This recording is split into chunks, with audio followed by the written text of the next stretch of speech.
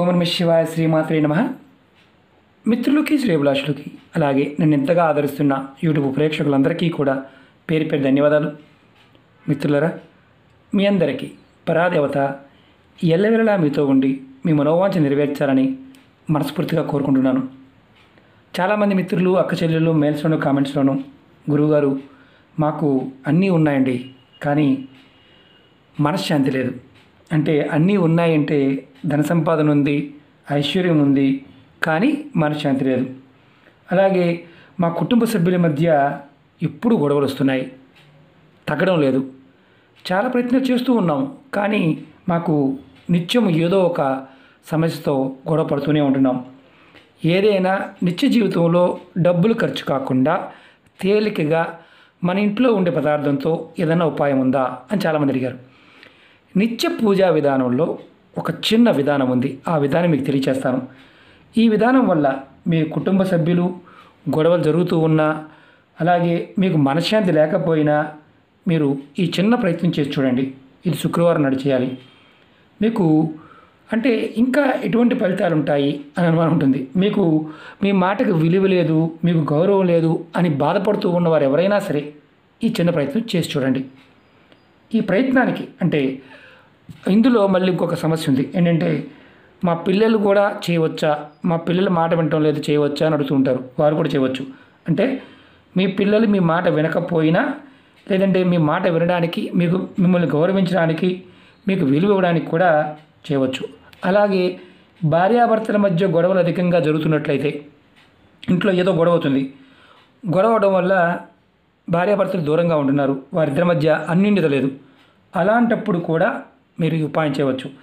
ఈ ఉపాయం చేయడం వల్ల ఇంకొక లాభం ఏంటంటే, నెగటివ్ ఎనర్జీ ఏదైతే ఉంటుందో, అంటే కనుదృష్టి వల్ల, ఇతరుల ఏడుపు వల్ల భార్యాభర్తల మధ్య గొడవలు అవుతూ ఉన్నా అది తగ్గుతుంది. మీకు పాజిటివ్ ఎనర్జీ పెరుగుతుంది. ఈ ఉపాయాన్ని ఆడవారైన మగవారైనా చేయవచ్చు. ఆడవారు నెలసరి సమయంలో మాత్రం చేయకూడదు, అది గుర్తుంచుకోండి. ఈ ఉపాయాన్ని శుక్రవారం ఉదయం 5 గంటల నుండి మధ్యాహ్నం 12 గంటల మధ్యలోనే చేయాలి. 12 తర్వాత చేయకూడదు. ఈ ఉపాయాన్ని అంటే ఉదయం 5 దగ్గర నుంచి మీరు 12 గంటల మధ్య ప్రాంతంలో చేయండి. ఈ ఉపాయానికి కావాల్సిన పదార్థాలు చెప్తాను. కొంచెం తేనె కావాలి, ఒక అరటిపండు, ఒక యాలిక, పచ్చకర్పూరం. మీరు శుక్రవారం నాడు ఇది స్నానం చేసిన తర్వాత మాత్రమే చేయండి. స్నానం చేయకుండా చేయవద్దు. ముందుగా మీ పూజా గదిలో మీరు అమ్మవారి పట్టం ముందు, అంటే లక్ష్మీదేవి కానీ, సరస్వతి కానీ, దుర్గాదేవి కానీ, ఎవరైనా సరే అమ్మవారి స్వరూపంగా ఉన్న పటం ముందు ఆవు నెయ్యితో దీపం వెలిగించండి. లేదా మీకు ఆవు నెయ్యి లేదనుకోండి, కొబ్బరి నూనెతో వెలిగించండి. ఆవు నెయ్యి కానీ లేదా కొబ్బరి నూనె కానీ. దీపం వెలిగించిన తర్వాత ఒక ప్లేట్ తీసుకోండి, లేదా ఒక తమలపాకు తీసుకోండి. మీకు తమలపాకు అందుబాటులో ఉంటే తమలపాకు తీసుకోండి, లేదంటే ఇలాంటి ప్లేట్ తీసుకోండి. దానిలో ముందుగా మీరు ఏం చేస్తారంటే అరటిపండుని ముక్కలుగా కట్ చేయండి. నేను చూపిస్తాను. అరటిపండుని మీరు ముక్కలుగా కట్ చేయండి, చిన్న చిన్న ముక్కలుగా కట్ చేయండి. మనకి దేవాలయాల్లో అరటిపండుని కట్ చేసి గుజ్జుగా చేసి అమ్మవారి దేవాలయాల్లో శుక్రవారం నాడు నైవేద్యంగా పెడుతూ ఉంటారు. భార్యాభర్తల మధ్య గొడవలు జరుగుతున్నప్పుడు చాలామంది మనకు చేస్తూ ఉంటారు. తర్వాత ఇలా ప్లేట్లో కట్ చేసిన అరటిపండు మీద మీరు కాస్త తేనె వేయండి. మీకు చూపిస్తున్నది అది కూడా.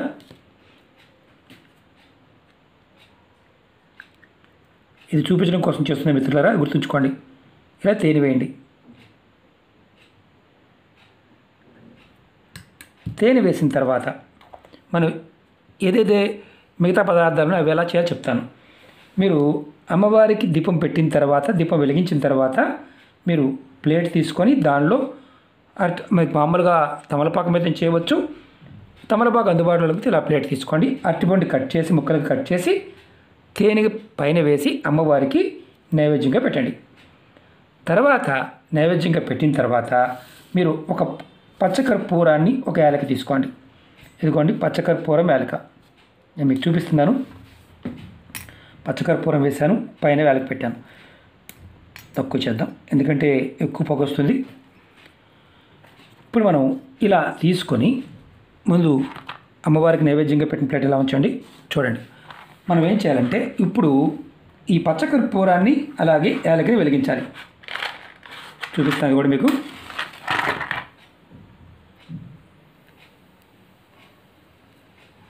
ఇలా వెలిగించండి.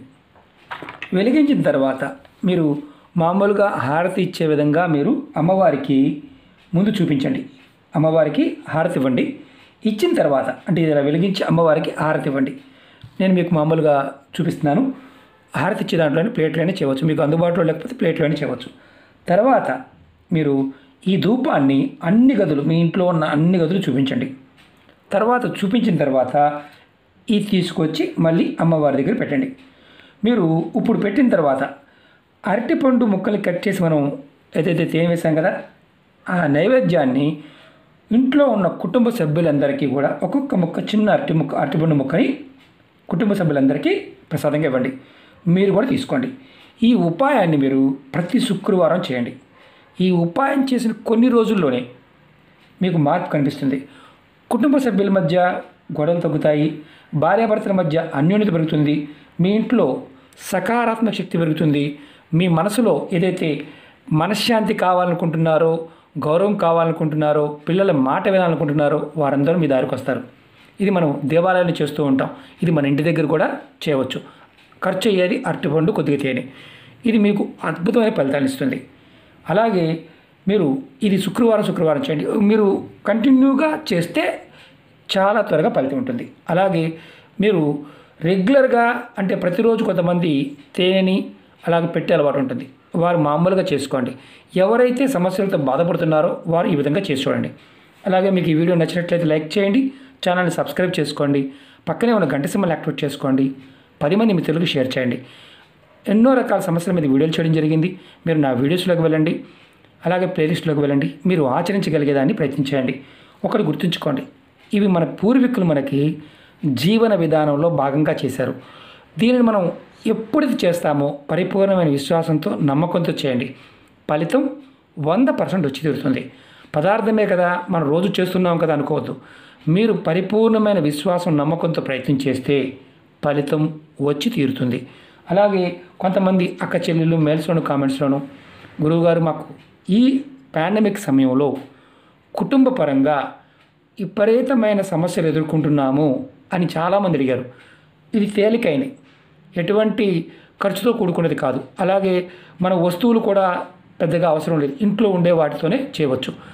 ఇది అంటే మీకు గురువుగారు మాకు పచ్చకర్పూరం లేదు, మళ్ళీ మామూలుగా ఆహార కర్పూరంతో చేయవచ్చు అని అడుగుతుంటారు. పచ్చకర్పూరము యాలకుతోనే చేయండి, అంతేగాని మామూలు కర్పూరంతో చేయవద్దు. పచ్చకర్పూరంలో అద్భుతమైన శక్తి ఉంటుంది, ఆకర్షణ శక్తి ఉంటుంది, లక్ష్మీదేవి మనకి ఆకర్షింపబడుతుంది. ఇది మీరు ప్రయత్నపూర్వకంగా చేసి ఫలితాన్ని మళ్ళీ మీరు కామెంట్ రూపంలో చెప్పవచ్చు. ఎందుకంటే ఇది చాలా అద్భుతమైన, తేలికైన, శక్తివంతమైన ఉపాయం. ఓకే మిత్రులారా, మీరందరూ కూడా ప్రయత్నం చేసి ఫలితాన్ని పొందండి. ఓం నమః శివాయ. శ్రీమాత్రే నమః.